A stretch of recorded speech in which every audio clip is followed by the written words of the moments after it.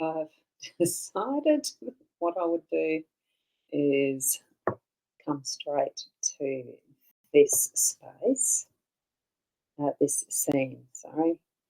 Um, there's something about I think I need to turn on mirror for some reason. Are we reading? No, we are seeing it okay. Okay. Hi everyone. For those who are going to be watching this as a replay, it's episode 43 of my Boomer Press book nook. Just as having chats about books, writing, all things that are, well, whatever is relevant for our day to day. For me, it's doing more of the memoir. And not that I've done a great depth of it because I've still been doing more around the learning using the tools that we can use in the AI field at the moment, just to help and assist with whatever we need as far as writers go.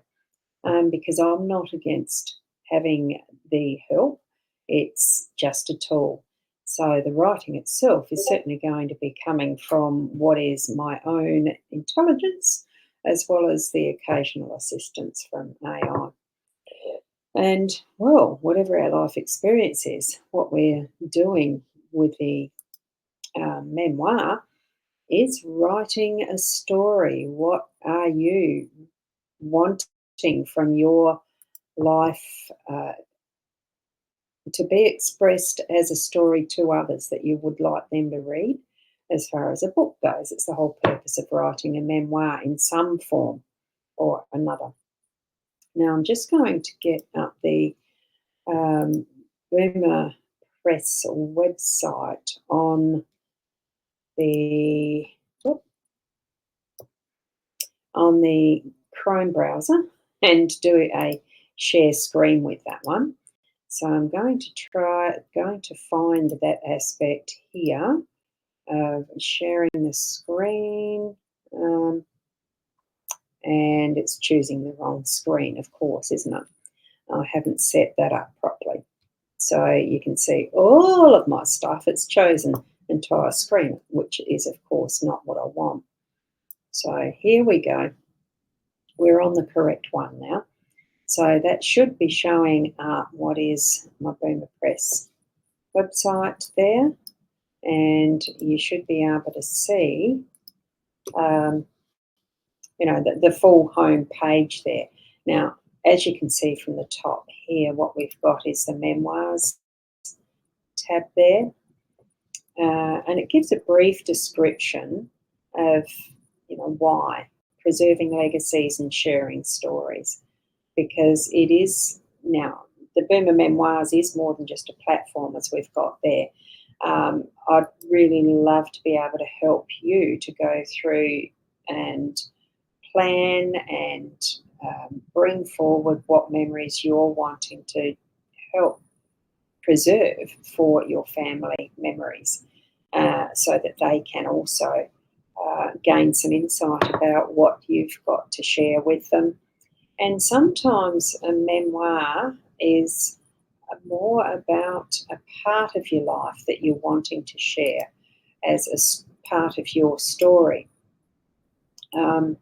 with situations that you might have had through your life, and that sort of thing as you've moved through. I mean, for me, my own experience with cancer has been something that could be a theme for a particular memoir that brings out what has been that experience. It's not something I do particularly want to use as my story, so it probably isn't what I'm going to be doing in that respect.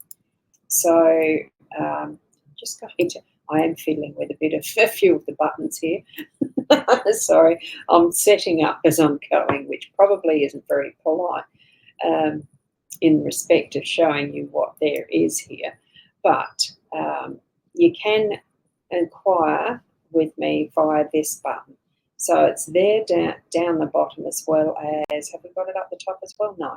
So just scroll through the info that is there and you can inquire there to how you can get in touch with me. It's just got that contact form there, and that's what it looks like.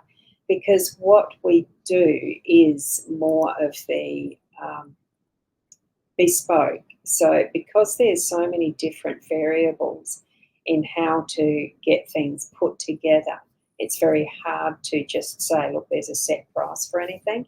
So I am offering them as, my services, I'm offering them as a bespoke, um, you know, a bit of hand holding and that type of thing. Okay.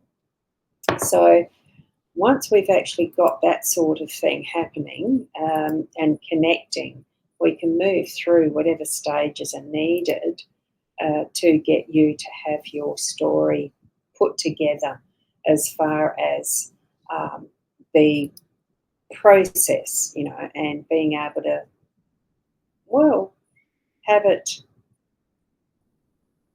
have it for, you know, it does depend a bit on your purpose. Do you want it just for family, or is it something that's going to be more for a public publication? So there is a lot of that needs to be nutted out and sort of refined so that you can be getting from your memoirs and the putting together of your story how you want it to be finished, to be completed and shown to, well, your readers, who your target is. So it does start there at that target audience, that target reader, because it can certainly involve these days now, if you're wanting it as ebooks with inclusions of videos and things like that, it is all possible to have that type of a interactive publication now in various ways, whether it's designing just a personal website that is going to be just for you and those who you connect to it. Well, like a membership group, like I have with the Boomer Press community now, and growing that. There's so many different ways that we can actually do things that helps us to share our experiences and our stories. So, I'm building mine at the moment, and it brings into, well, if I'm building, why not share that process with people as I go, which is sort of what I'm doing here with you as well. So I'm just going to pop over and load the Scrivener, because I think on one of the previous episodes we got to this far with how we were doing things on the Sunday nights. So the screen sharing, I'm going to, it's gone back to that because I need to look on. I need to go back to here. I don't know how to change it while I'm previewing. I've got my program up. I just want to, in some form, you're going to get the double screen regardless. So I'm just going to have to do it this way. And I'm going to the Scrivener, which is what we'd shared before. So there we go. I'm just going to see if I can expand that. Because the wonderful thing with this particular program is, with Ecamm, is that I can stretch that out to whatever size I need it on my screen. So I'm hoping that you can see that fairly clearly. It should show nearly full screen. Yeah, it does.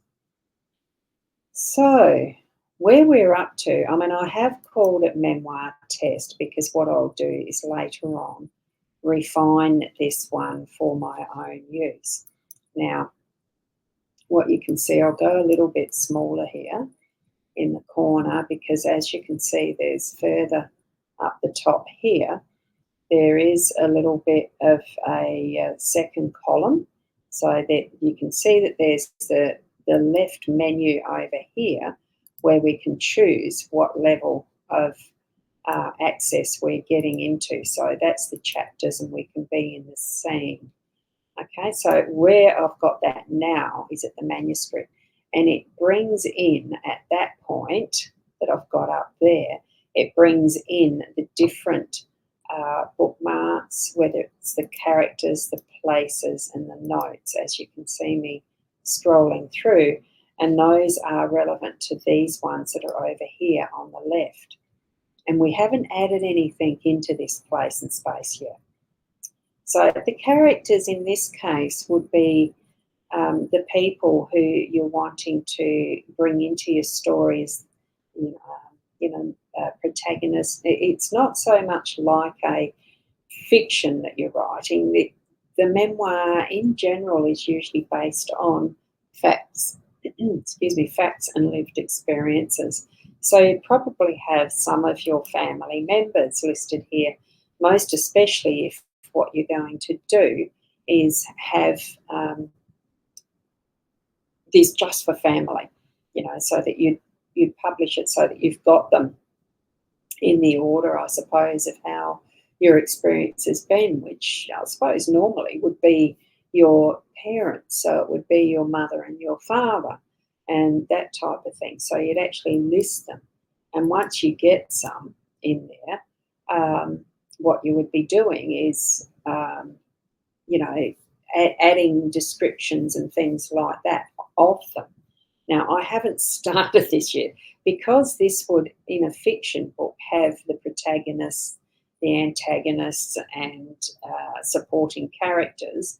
You'd have a list of different characters in there describing their features, their characteristics, their desires, their weaknesses, and all of that sort of stuff. The type of clothes they wear and that sort of thing. You can still do that for your parents and your family members. You could still do that as part of the research that you're wanting to put into it.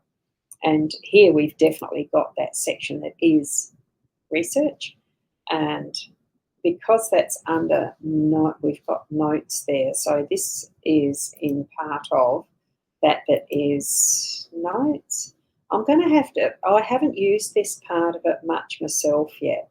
I certainly have used the research area, but, here we've got something that's an example. As you can see, this is a sample manuscript and it shows up in the notes area over the side. And we can put little bookmarks in here and tags, and that's showing when they were created, all of that type of thing. Now, if we don't want to have this one, we can take it off. That's the inspector part gone. You click on it and it shows up what you're wanting to have as a cross-reference as you're looking at that one. As you're looking at, this is where it gets awkward. Looking at that one, I'm wanting to to connect with, you're writing at the same time and you're referencing this. Oh, and I've got my computer has slowed down, probably because it is, doing a lot with the eCam as well as the Scrivener, as well as what is the Solpreneur Studio, because I have got that going at the moment as just me in the studio at the moment. You can certainly join in if you desire, if you'd like to, and come in to see what happens with this. There's the chat. I'm just having a bit of a discovery tour of it as well. So I don't really need that part, so I'll take that off. And what I'm seeing in the back end of that studio is very interesting. Okay, so really what we do to start with is, if there's some sort of a reference material that you've got that you're needing to actually place in these sections, that's where you make your, you can do this one's got, like I said, the sample output. We don't really need these for this particular purpose with the memoir. As you can see, there's a subgroup of research for Facebook Messenger or something, messenger groups. Now, I was probably thinking of doing that has probably copied over from something else. So with this, did it have a sample bit? No, it didn't, did it? So I've created that. So with that, I can actually delete it there, the trash. Now, most of those things you do it, I did it right click, you do it from the actual menu here, which is what I remember just in time. Okay. And of course, there are template sheets if you need to. So here is the um, character one. That is where you would probably copy that. You can see how it shows up. It's like any filing system. You go to the file drawer and then you've got the actual files in it. So you'd probably copy this one into what is the characters here so that I could go like this one. I'm trying to think where the copy is on this one. Add a copy, new text, character, character text sketch. Now I'm wanting the character sketch up here, so I should be able to add character sketch in there. See how that's done that? And this is where I would actually put father. For me, it's Ros Boundy, and then I would leave that there and add the name here. So that would be Ros Boundy. One of the things that I usually do as well is I would more than likely have changed the font because I'm not really into serif fonts. I like sans serif. Even though this sort of looks like, let me have a look. What is there? I tend to go for Helvetica. So you can change this just like that. So that for me is easier to read. Yeah. If you really get into using Scrivener, then you would actually learn how to reset the full default for new documents and how to change them around. But anyway, that's part and parcel of learning a program. Now I want to add another character sketch. So obviously when you're adding things here, if I was in this particular part, I probably would have it is the new folder or just a new text document. So on the plus, you've got the templates. If you're wanting to choose templates and create new ones, there is a way of doing that. So that's a good space and place to really learn some of that too. So I'm wanting another character sketch, and that would be, I'll do this one as mother, and that would be at Boundy, and then I would do, save time, I'm going to do a copy paste because it's easier. And if I wanted that to be in that other template, other font, I would actually go in and change the fonts on these. So that's what I might do already, is change the font on that one so that what it's picking up is going to be that. We'll check it out in a sec, and that will be the same. I'm just going to change it to the Helvetica because it's the one I like. I'll change all the rest later. So let's go back up to the character again and add another character. And on this one, yes, it does do it. So you can see there it's done that already. And this would be brother. And that would be Ros Boundy Jr. And I'll copy that and paste that. Copy, paste. On the Mac, on the Mac, it does it as the Command C for copy, Command V for paste. Now on this one, I'll change this one to sister, twin sister Sharon.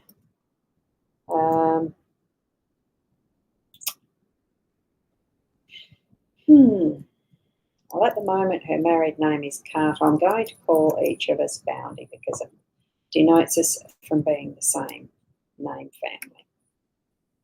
And I'll put other info in there as I go along. Now, this one we didn't have. This was previous to the template that I added, okay? And now, in the order of age, I want to do this so that it's age is the order. So the brother is the older one, so we're going to put him straight under father, mother, brother, twin sister. And now I'm going to add another character sketch. And that is in my name, so that would be twin sister is Rosalind Boundy. Okay, and copy that. Look, character name only. Copy. Whoops. The mouse can be a tricky thing, can't it? And one more, add a character sketch. And this is also in that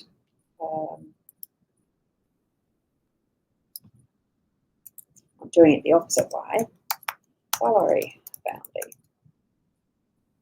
And oops, I forgot to copy paste.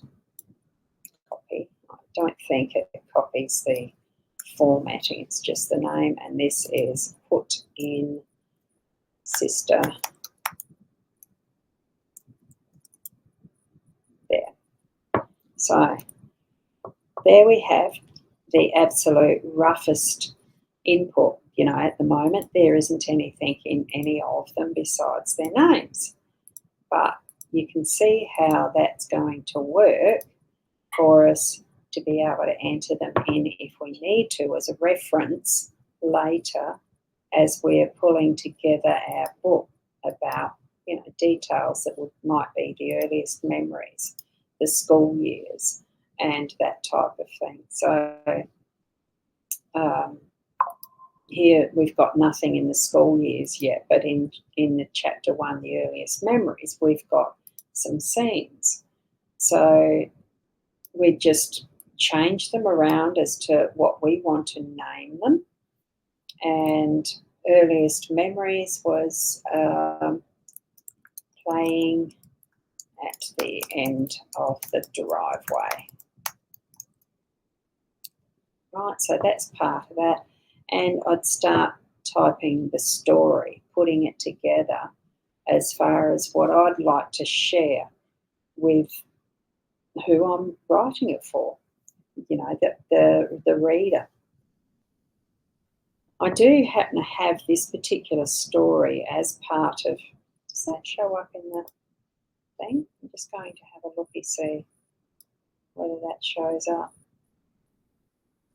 I've got Pro Writing Aid as one of my tools that I have helped me with the writing. And I'm not quite sure, I think that one is it. See, start writing to activate Pro Writing Aid. You can see that here. And I remember the day, excuse me, the day that I was playing at the end of our driveway on the farm in Middleton.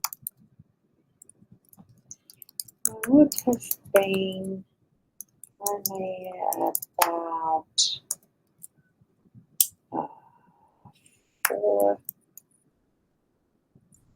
I'm not too sure. I'll say it's 4 years old because I wasn't at school. About 4 years old, and I had a toy car and a doll that I took with me on a walk to the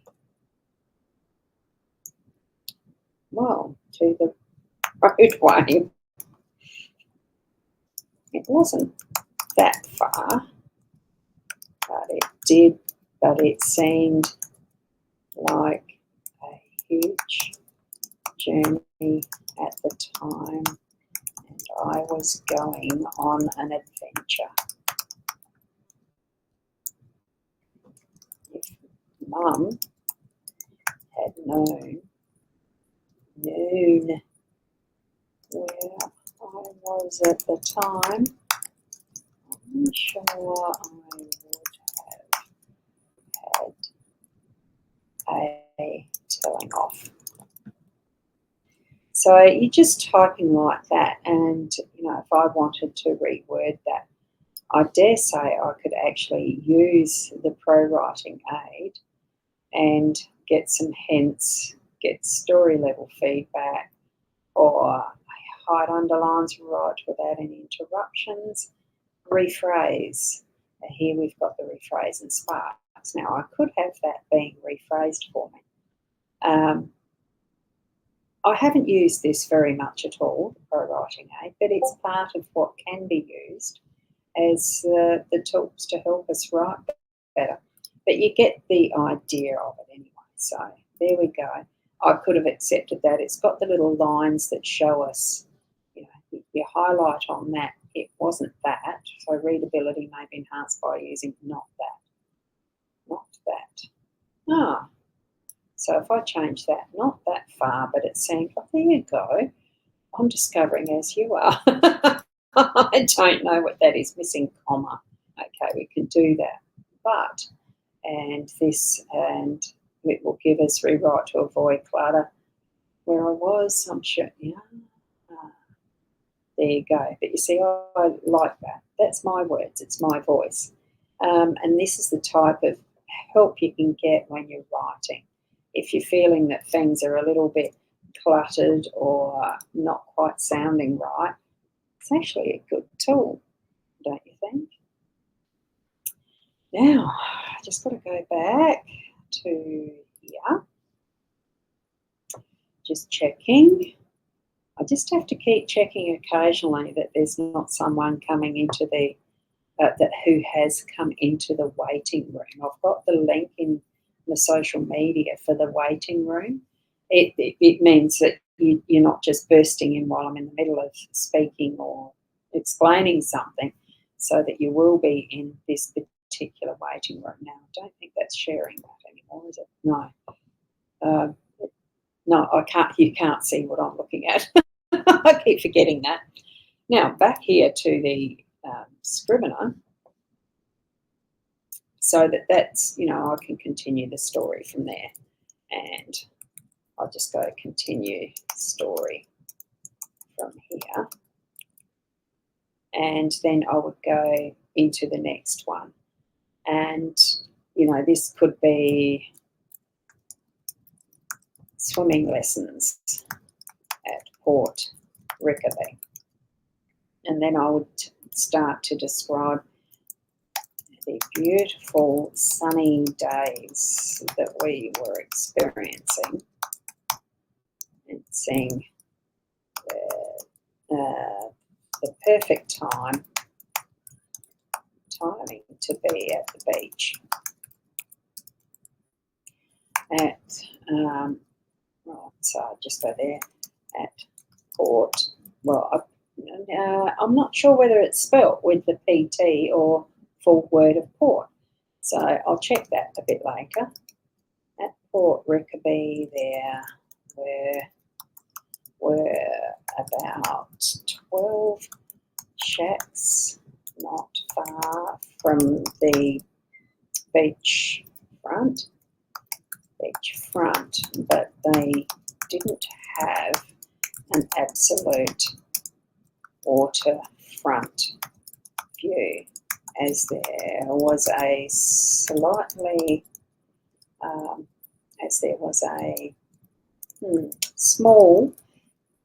sand dune. How do you spell that? Dune? I don't know. Sand dune? And I don't know how to spell that, so how does that come up? Nothing found? Well, maybe it's the right spelling. I'll have to figure that out. On edit, that'll come out.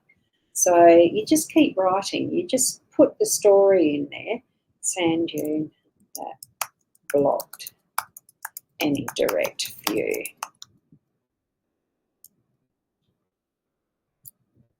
Yeah, view.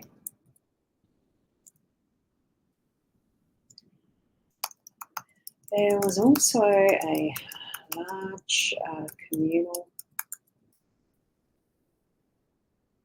iron shed that had an area that served as a public cafeteria,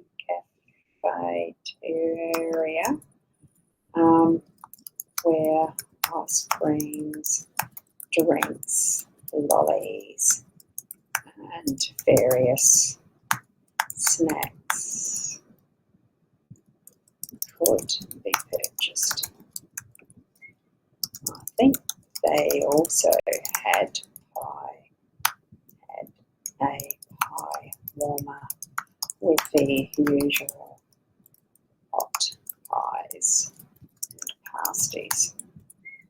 Sandwiches were, of course, a staple in those years, so I'm sure they were available as well.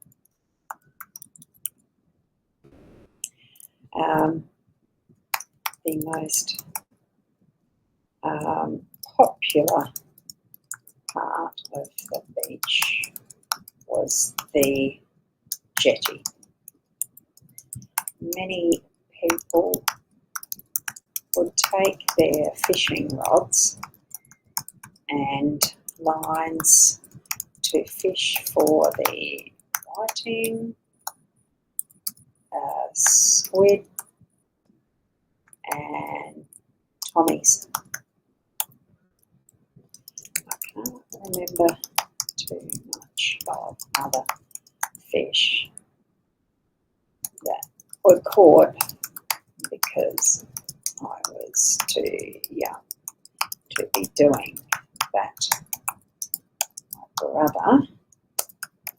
brother liked fishing for squid. Whoops, how do you do that? Squid.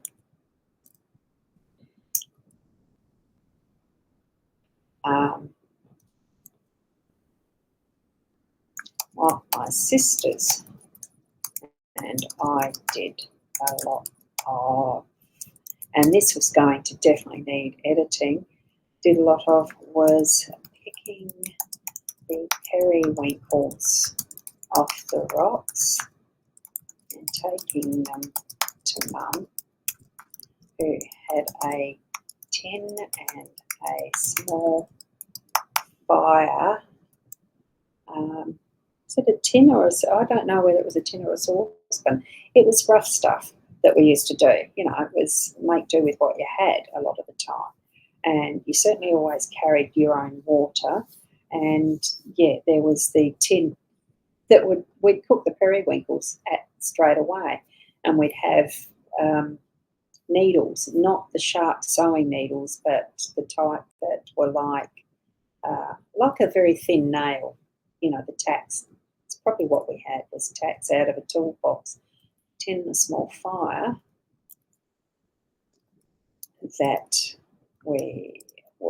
she cooked them in straight away. A needle or tack was used to poke out the cooked meat. That was fun. And so continue from there. And then we'd go here and the ad would be new text, because that's what this one is doing with the way that our document is being added. So from here you'd go, what was another experience that I want to share? Cressy the horse. So, and I remember the mum's favourite horse when we were still at Fairley. At Fairley. See, this is the farm at Menlton, because we lived on a farm. Now, I'd probably go back and edit some of this so that it reflected better flow, because it's something that I'd probably put in here as part of the characters. So, you know, instead of age, that would be born in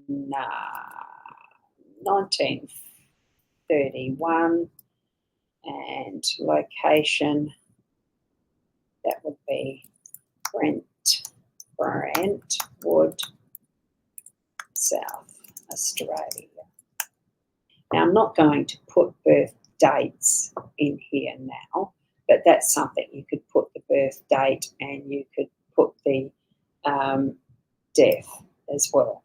Born in, if they have deceased, you know, that type of thing. So you'd add whatever you needed there, roll in the story. So obviously, father.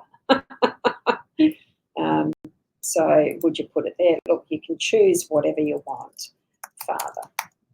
And I don't like that, doing that. I think this is where I'm going to just go like this and change all of that into the font that I like, because I don't like that. And with respect to the colours, I'm actually going to change that back to normal. So that's, so we can, I like that. So you just highlight the text you want to be a particular colour, and that toggles it on and off between the black text and the colour that you've chosen as the default there. I like that. I'm discovering new things all the time, so it's all good. These you'll change as you need to. And I would then change that. And tall. And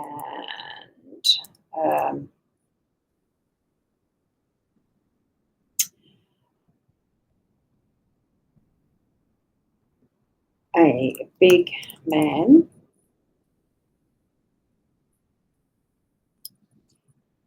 Just want that. With a generous girth, which means he was a big man. Physical description.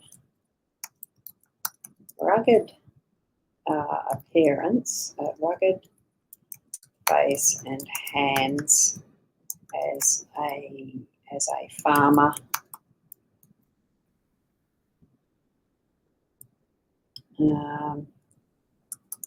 Calluses. Is that how you spell calluses? Doesn't look like it, does it? Does it come up with? There it goes. Gives you. I don't know which is the right spelling. That'll do. It's going to come up with suggestions. Obviously, the blue from the pro writing aid is a suggestion list of for the spelling. Nothing found. Oh no, so it's been corrected. Calluses and all. That's all I'm going to put in at the moment. You're getting the drift of what I'm doing here, so that when I go into the mother's description, I'd put in here, born in 1930. And I think it was, I can't remember. I'll put Menlton, South Australia. I have a funny feeling it might have been Karamulka, but I can't quite remember. It was still on the York Peninsula.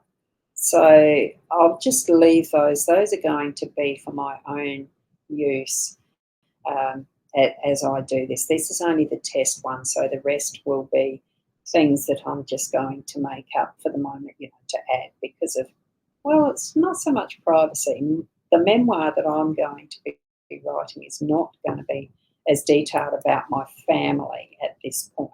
It's going to have more of a storyline around certain aspects of my life rather than just being a family history, because that's been done by my father. He's done some of that himself. So I do have some reference to that. I've just got to find the book that it's in. I haven't brought it in from a storage box yet. So as you can see, that's only a very rough aspect of how I'd be doing this. So back up to the school years, see, I haven't actually even added any of the text options. So, I need to actually add something here. Was the first, and I'd label it first day at school and write in some text there. It was a very frightening experience to be taken to a strange place, all dressed up in a uniform with a little case, and then being left with a room full of other first day students. And etc., because that is the experience. I'll fill all of that in. And the same here as far as, now this one has the option part 2. We've actually got this being labelled as scene. Now I'm not sure why, and because the part 1, part 2, I think how I've done it between the first and the second part is a scene that actually isn't needed there, so I would shift it to there, into the chapter 3. So part 2, and then it goes into chapter 3 straight away, as you can see, and it's on becoming an adult as part of that. And, I'd go through with what experiences I've had or the siblings have had or whatever is needed as we're moving through the process of these sections. Now, I'd probably add another folder here that would be for me, because I've attained that age. It would be part 3, the twilight years, and then add, the chapter, whatever it's going to be after that. All of these can be renamed. I don't know that it does it automatically from one section to the other. I'd still have to physically, if I ended up having more chapters in here, as whether it's folders or whether it's each of these text files themselves are going to be a chapter. There is different ways of working through it, but I'm doing it this way for now, because for me it seems the most logical. One of what I'm seeing with this is how easy it is to actually manoeuvre and change things around if needed. So here we are with a new folder that's going to be chapter 4. We're going to call it 5. And maturity. I'll just call it that. So with the twilight years, but instead of there, we just drag it over, I think. Let me see. How do we get that under there? I know there was a way of doing it. I think, do we shift it over? I did these ones the right way. They're like that one. So it's chapter. Got to remember that one. And of course, you can close these up until you need them again so that it looks 1, 2, it makes it easy to see. Part 3, Chapter 4, Chapter 5. Somehow I've got to move that over, and I know there's a way of doing it, but I can't remember. And this is where you do need to. Oh, there you go. You can see it as a corkboard. 3 tips. Oh, okay. Maybe I don't want to do that. Nah, I don't. Let me go back to what we had before, the layouts as the default. I think that's probably easier. I'm pretty sure that it's something that I can check on later. I'm going to have to. So I've got part 1, 2, 3, and I've got the one open that I want to, part 3. If I do that, this should, if I move it over, and it's not going to, I'm going to trash that. So on this one, I want to add new text. That goes under. Then I want a new folder. That's probably how I did it. And this would be Chapter 5. And mature, what did I call that? Maturity. Let's just call it that. And this one I'll then shift under to there, and it holds its position. Yep, that worked. There's ways of shifting things around so that you've got it organised, that it looks the best and keeps it in line with how you might work more intuitively. In this respect here, we've got the Chapter 1, early days and remembering what is happening. There we go. So there's a playing at the end of the driveway. We've got the Port Rickaby. We've got Cressy the horse. And if you notice, this is a chapter and these are the scenes. So it's in that format that you can see at the chapter level what you've got within that. I think I'm probably going to have to break down these chapters differently, the parts differently. I don't know yet. We'll see how it pans out when I get to the real copy. But that's about where it's at for, the process that I might use. If you've got a different way that you use, I'd love to hear it. I'm really enjoying exploring the Scrivener at this point because I do find it fairly easy to use. Now I'm getting more familiar with it. There certainly is a lot more within this space of Scrivener that I can, really explore and learn. And we'll be doing that on these Sunday nights as we move along. I will use this one as the memoir test. I'll use that as I learn more and show you what I'm learning, more especially if it's within the, the realm of, Scrivener itself. I'm just trying to find, I don't think they have an AI thing in this one. I think that's elsewhere. If I can go back to stopping the share screen, and I've got whoops, the computer's going slow again. So I'm just going to go back to my ChatGPT, or Google search is also just such an easy way of doing things, isn't it? I'm just going to have a quick look to see if I can download a map. Oh, not map. Maps for Google. I'm just going to do a quick search of, and it's taken some time, Millerton, where I was born.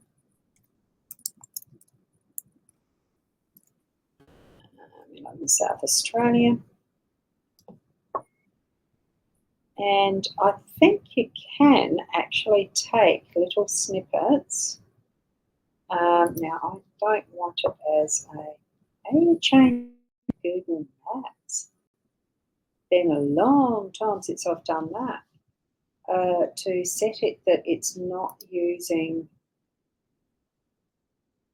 This is more, over, aerial view photo, and I'm wanting something a little more. Um, it's coming up with the real estate and everything. Um, they're just a map. How do you get a map? I didn't even know this had the setting it's got at the moment. Um, Center phone share. Wow. Um,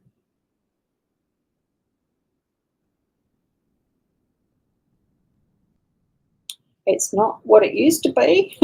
When I first started using Google Maps, you had the space that you could just do, it, where you had the latitude, longitude, or the satellite view, or map, or various other settings. Um, and I absolutely can't find it. So I think I'll be leaving that for a time. How do we? That one's showing. No, I don't want to browse images. Wow, that's interesting. Um, is it the layers? You might be able to help me, someone out there. Um, oh, that's a bit better. Yes, I've got layers in that. Aha. Now, this is where I want to just do it as a small. How do you take a picture of what you're looking at is the other thing too. Um,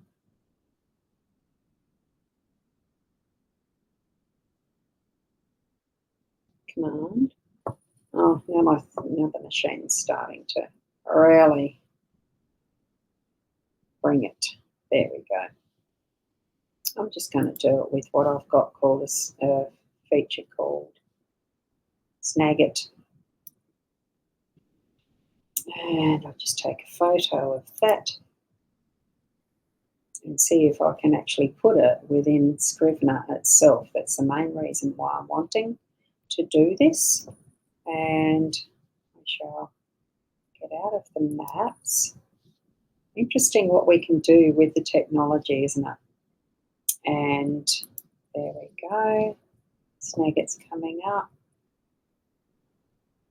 And I'll go back to the shared screen in a sec. If I could get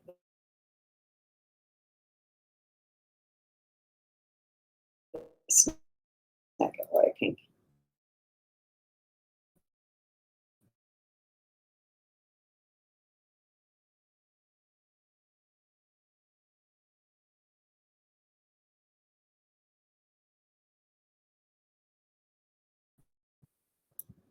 It's held up. So there we go.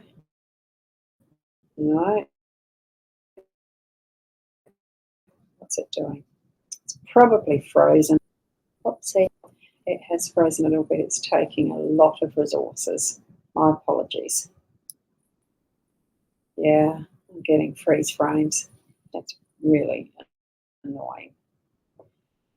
Oh, that is what it is. We get this.